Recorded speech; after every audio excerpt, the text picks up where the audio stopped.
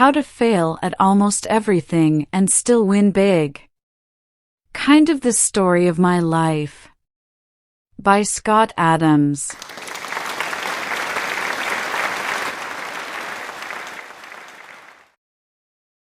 I'm not an expert in any of the topics I'll discuss here, but I am a professional simplifier. My main job for the past few decades has been creating the Dilbert comic strip. Making comics is a process by which you strip out the unnecessary noise from a situation until all that is left is the absurd yet true core.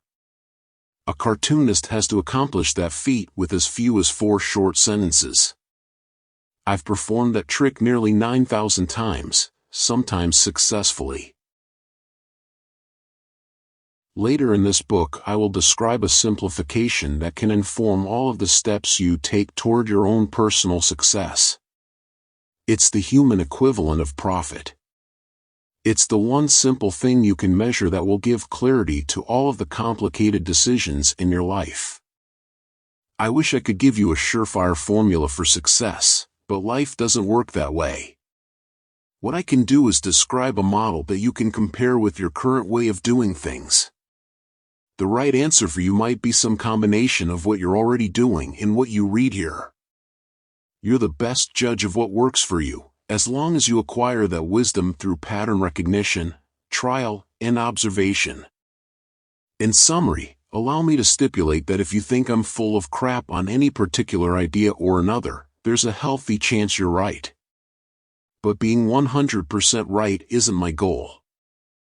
I'm presenting some new ways to think about the process of finding happiness and success. Compare them with what you know, what you do, and what others suggest. Every person finds his or her own special formula.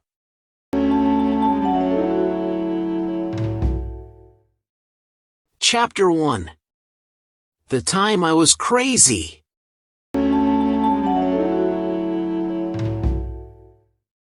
In the spring of 2005, my doctor diagnosed me with a form of mental illness. He didn't use those exact words or anything like them, but he did refer me to the in-house psychologist at Kaiser, my healthcare organization. I can take a hint. The psychologist listened to my story and came to the same conclusion: crazy. But like my doctor, she didn't use the actual word. The psychologist suggested Valium and offered her educated guess that reducing my stress level might return me to some sort of normal behavior. I declined the Valium because I didn't feel crazy. I didn't even feel all that stressed, or at least I didn't feel that way until a doctor and a psychologist agreed that I was probably losing my mind. I certainly understood why both of these professionals leaned toward that diagnosis. By any measure, my recent behavior appeared crazy, even to me. My symptoms were that I had suddenly lost my ability to speak to human beings, even though I could speak normally while alone or when talking to my cat. My regular doctor and Kaiser's in-house specialists had systematically eliminated each of the more likely causes for my speech problem. Allergies? Nope. Common respiratory problem? Nope. Acid reflux? Nope. Tumors or polyps in my throat? Nope. Stroke? Nope. Neurological problem? Nope. I was in seemingly perfect health, except that I had suddenly lost the ability to speak to other humans. I could speak normally to my cat. I could speak normally when alone. I could recite a poem. But on the phone, I could barely squeeze out an intelligible sentence.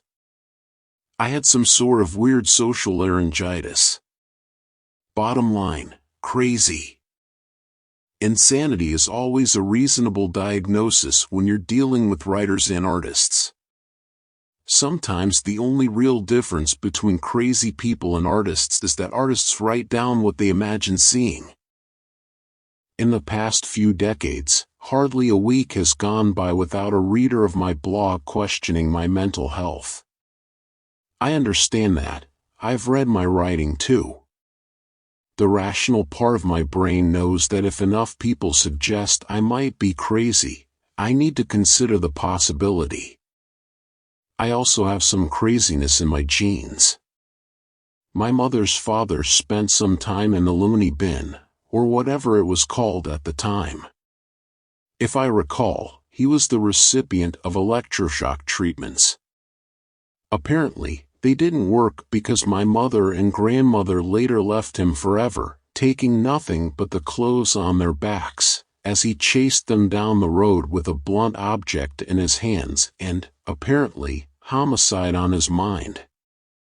I couldn't rule out the possibility that I inherited whatever caused Grandpa to flip out.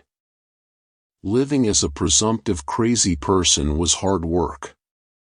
When I tried speaking to humans, my vocal cords clenched involuntarily on certain consonants, giving the impression of a very bad cell phone call that drops every third syllable. Asking for a Diet Coke at a restaurant turned into, "Yet Oak." I usually ended up with a sympathetic look and a regular Coke. Or worse, the server would say, "I'm fine, thanks for asking." And I would get no beverage at all. It was a confounding, maddening problem. I could sing fluently, albeit hideously, which was entirely normal for me. And I could recite memorized pieces without much of a hitch. But I couldn't produce a normal, intelligible sentence in the context of a conversation. Like a stutterer, I learned to avoid problem syllables that would trip me up. If I wanted gum, I knew it would come out as, so instead I would try a workaround, such as "I want the stuff you chew." That approach generally failed. People don't expect riddles in their casual conversations, and no matter how clearly I laid out the clues, all I got in return was a puzzled expression and "ha?" Losing your ability to speak is obviously a social nightmare. It's so surreal that you feel like a ghost in a crowded room. And I mean that literally, it feels like an actual ghost experience, or at least how you imagine that might be. The loneliness was debilitating. Research shows that loneliness damages the body in much the same way as aging. It sure felt that way. Every day felt like losing a fight. I learned that loneliness isn't fixed by listening to other people talk. You can cure your loneliness only by doing the talking yourself and, most important, being heard. For the next 3.5 years, I experienced a total disconnect from normal life and a profound sense of aloneness, despite the love and support of family and friends. My quality of life was dipping below the point of being worth the effort. In the early months of my voice problems, I had a more immediate problem than my loneliness. In addition to being a syndicated cartoonist for Dilbert, I was a highly paid professional speaker. And I had an event scheduled in a few weeks. The first since I'd lost my ability to talk.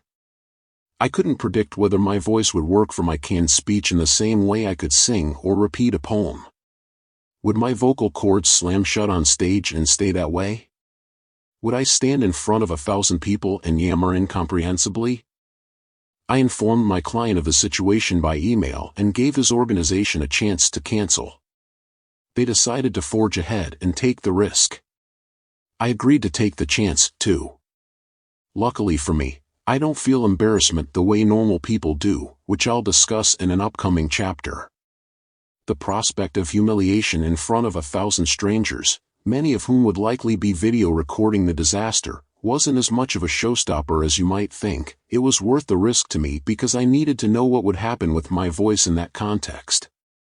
I needed to find out the pattern. Would my voice work if I presented a mostly memorized routine in front of 1,000 people? There was only one way to find out.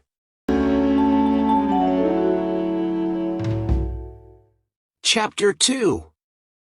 The Day of the Talk.